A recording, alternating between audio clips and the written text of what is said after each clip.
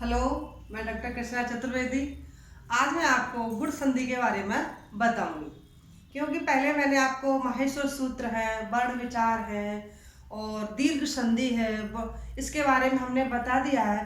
देखिए, सबसे महत्वपूर्ण क्या होता है कि हम कोई भी संधि सीखते हैं, कोई भी संधि को जानना चाहते हैं तो सिर्फ उसमें प्रत्याहारों का जानना जरूरी होता है कि कौन सा प्रत्याहार कहाँ से कहाँ तक जा रहा है। अगर आपको अपना सरल करना है, आपको संधि सीखने में सरलता लानी है, तो प्रत्याहारों को अवश्य याद करें, प्रत्याहारों को अवश्य समझें।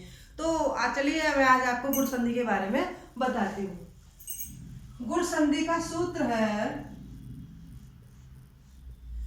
आद गुणा।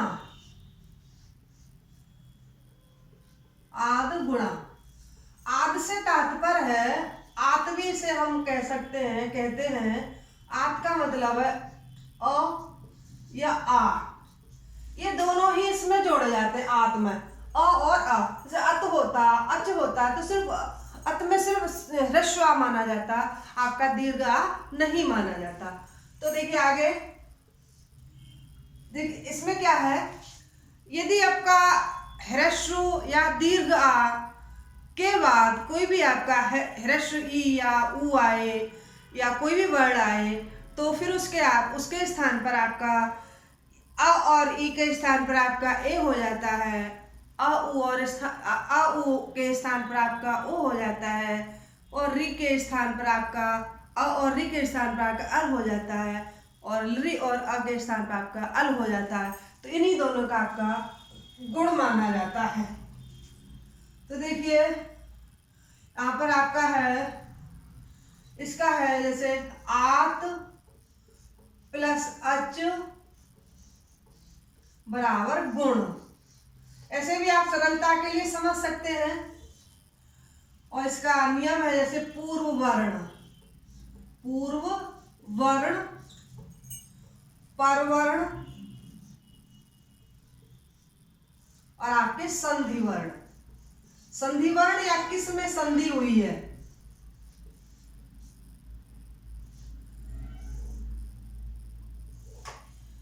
तो पूर्व वर्ण जो पहले आते हैं, परवर्ण जो पूर्व के बाद आते हैं, और संधि वर्ण जो आपका सही रूप मिलकर के बनता है कि गुण गुण आकर के दोनों वर्णों के मिलकर के क्या गुण हुआ, आपका वो संधि वर्ण कहलाया जाएगा। तो आप देखिए पूर्व वर्ण में आपका आत आएगा, अ हो या दीर्घ अ हो, इधर आपका ह्रस्व ई हो या दीर्घ ई हो, आपका संधि वर्ण आपका ए बनेगा। फिर आपका अ, आ, इधर उ, इन दोनों को मिलाकर के बनेगा ओ। फिर आपका अ, आ, इधर आपका ह्रस्व री हो या दीर्घ री हो, तब भी आपका अर ही बनेगा। फिर आपका आ, फिर आपका लरी। अब लरी तो आपका दीर्घ होता नहीं, री का सवर्णी होता है, लेकिन लरी का आपका दीर्घ नहीं होता है, वो सिर्फ आपका ह्रस्व और प्लुत होता है। तो यहां पर बनेगा अल। क्या बनेगा? अल। तो देखिए आ और ई आए तो उनका जाकर के ए हो जाएगा, आ और उ हो तो उनका ओ हो जाएगा, ये आपका ओ है। और आ और री हो तो अल हो जाएगा, और आ और री हो तो अल हो जाएगा। अब आप ये सोचेंगे कि आ और ई के स्थान पर ए ही क्यों हुआ, ओ क्यों नहीं हुआ? या सोचे आ और उ के स्थान पर ओ आया, इस यहाँ पर ए हो सकता था, ऐसा क्यों नहीं आया? देखिए पाणिनि ने जो भी लिखा, जो भी अपने व्याकरण में जो भी गुण दिया है या जो भी सूत्र दिए हैं, बड़े ही सोच समझ के, बड़े तरीके से, बहुत ही अच्छी तरह से उन्होंने समझाया है। तो देखिए समझिए, इसका भी हम आपको कारण समझा सकते हैं, समझा रहे हैं। तो देखिए ये तो आपने लिख ही लिया आद गुणा, तो मैं यहाँ पर बताती हूँ। जैसे आपका है अ प्लस ई बराबर आपका ए था, संयुक्त, ये आपके प्रश्न आता है, ये आपका स्वर है, मूल स्वर है या संयुक्त स्वर है या कोई भी है, तो आपको मान, या प्लुत है तो आपको जब पता है संयुक्त स्वर में आता है तो आपका संयुक्त स्वर माना जाएगा। और अ और उ था आपका, इससे मिलकर के बना था आपका ओ। ठीक है, तो देखिए अ और ई क्या हो रहा है, ए बन रहा है। क्यों बन रहा है? अ आपका कंठ का है और ई आपका तालु का है। आपको लिखाए थे, सूत्र लगाते, अकुह विसर्जनीयाम कंठा इचु ईशानाम तालु। तो देखिए अकुह विसर्जनीयाम कंठा, ये तो कंठ का हो गया, ये आपका तालु का हो गया, तो दोनों मिलकर के क्या बने, कंठ तालव्य। कंठ तालव्य, ये क्या है आपका, कंठ तालव्य है, अदैतो कंठ तालव्य। तो इसलिए अ और ई के स्थान पर आपका ए आया है। ऐसे ही आपका ओ ऐसे ही आपका ओ आएगा, अ प्लस उ बराबर आपका ओ। तो अ कंठ से है, उ ओष्ठ से है, तो आपका कंठोष्ठ हो जाएगा। ये आपका ओ क्या है, कंठोष्ठ है, इसलिए यहाँ पर अ और उ के स्थान पर आपका ओ आया है।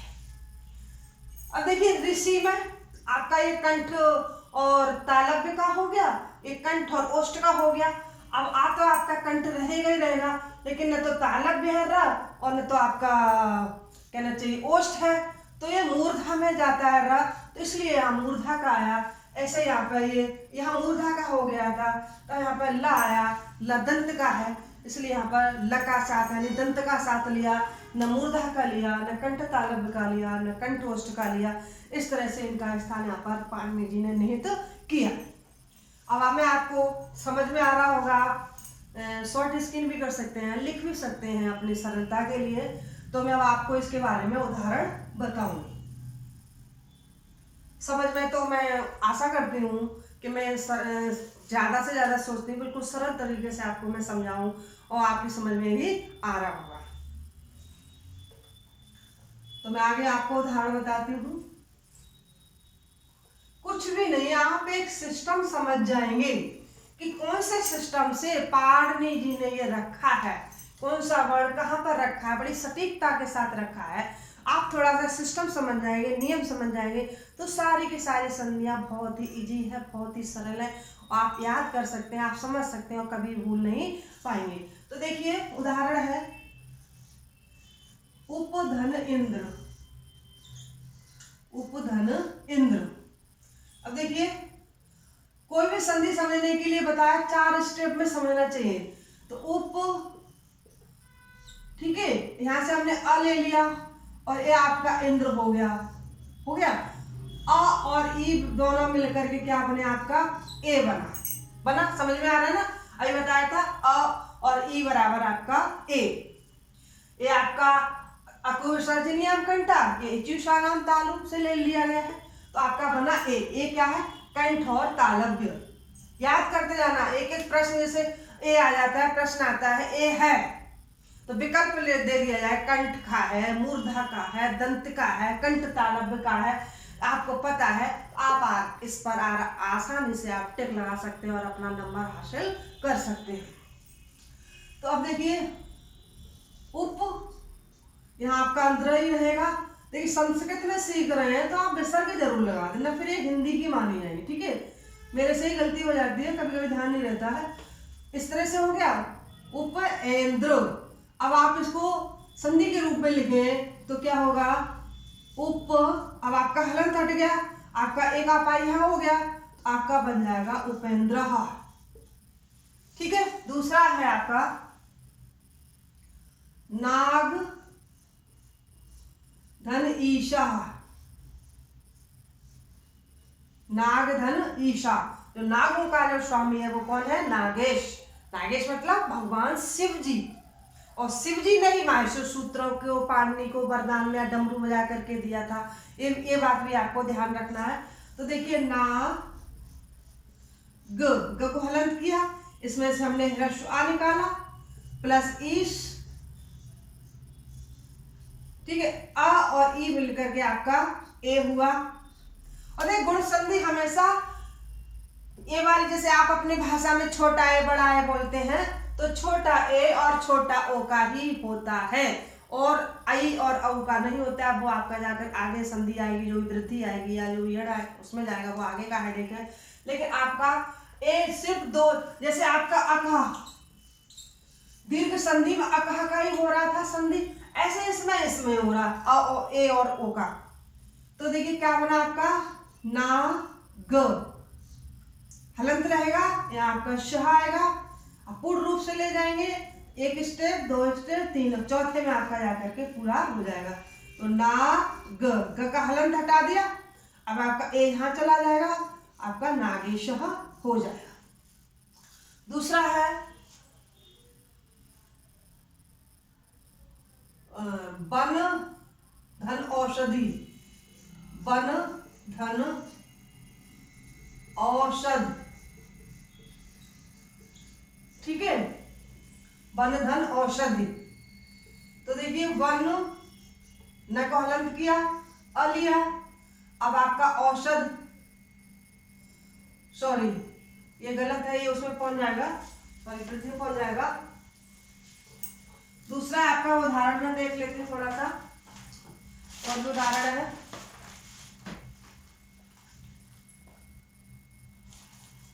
उदाहरण में आपका जैसे गंगा धन उदय, गंगा धन उदय, ठीक है, उदय, गंगा धन उदय। तो आपका गंगा अब क्या हो जाएगा गंग, हमने यहां से आ ले लिया, ये आपका उदय रहा, या गंगा को हम इस तरह से भी लिख सकते हैं, संस्कृत में लिख रहे हैं तो हम इसी तरह से लिख सकते हैं, इस तरह से भी लिख सकते हैं। तो हम यहाँ पर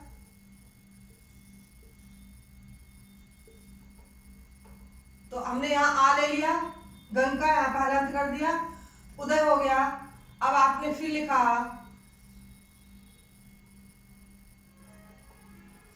गंग, अब आपका क्या हो गया ओ हो गया दय। अब चौथे स्टेप में जाएंगे तो क्या हो जाएगा गंगोदय, गंगोदय। फिर आपका है उदाहरण है दिन धन ईश, दिन धन ईश, ईशा, तो आपका दे न से आ लिया, ई से ई लिया, और शहरा दोनों का मिलकर होगा ए, आपका क्या हो जाएगा दिनेश, ठीक है। आगे समझ में तो भाई आ रहे हैं ना, आपके आने भी चाहिए, मैं बहुत ही सरलता से आपको समझा रहे, सरल तरीके से समझा रहे, एक एक का अर्थ बता रही हूँ, कहाँ पर आपका परवर्ण है, कहाँ पर आपका पूर्ण है, किस तरह से आपका गुण हो रहा है। नेक्स्ट उदाहरण आपका एग्जाम्पल है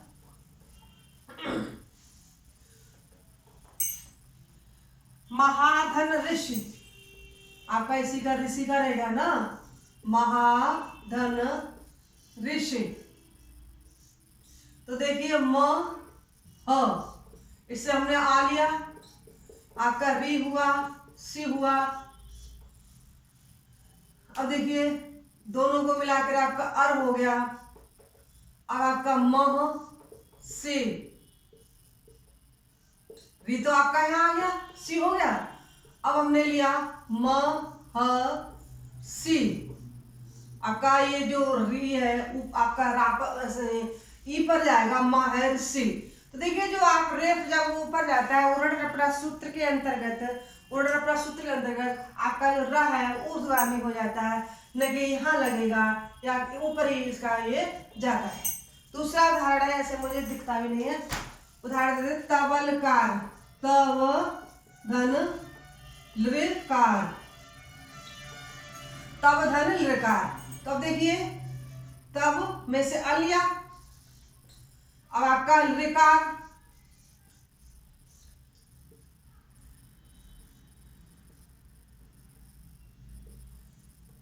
तो अब यहां से हमने दोनों का मिलाकर के किया अल हुआ है यहाँ पर, तो तव कार।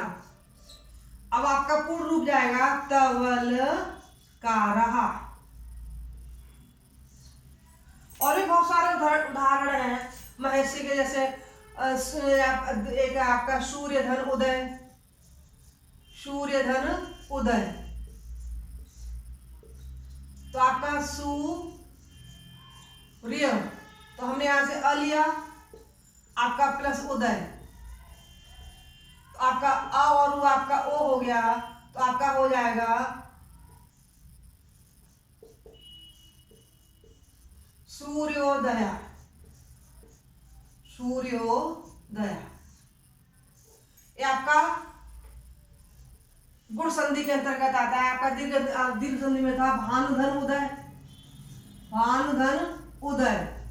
तो दोनों देखने में तो एक मतलब तो एक ही, सूर्य उदय, सूर्य के उगने का, जो सूर्य सुबह से होता है, सूर्योदय जब सूर्योदय होता है, और भानुदय भानु जब, दोनों का मतलब तो एक ही है, लेकिन संधियों में आकर के दोनों का रूप बदल जाता है। इसमें आपका मैंने दीर्घ संधि बताया था, तो उ प्लस उ बराबर आपका दीर्घ उ हो गया था, तो क्या हो गया था भानुदय।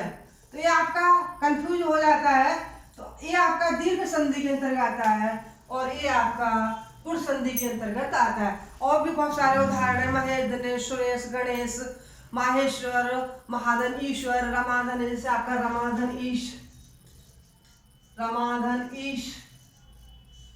ठीक है, तो आपने यहां से रम धन आ प्लस ईश, तो दोनों के स्थान पर ए हुआ, तो क्या बन जाएगा रमेश।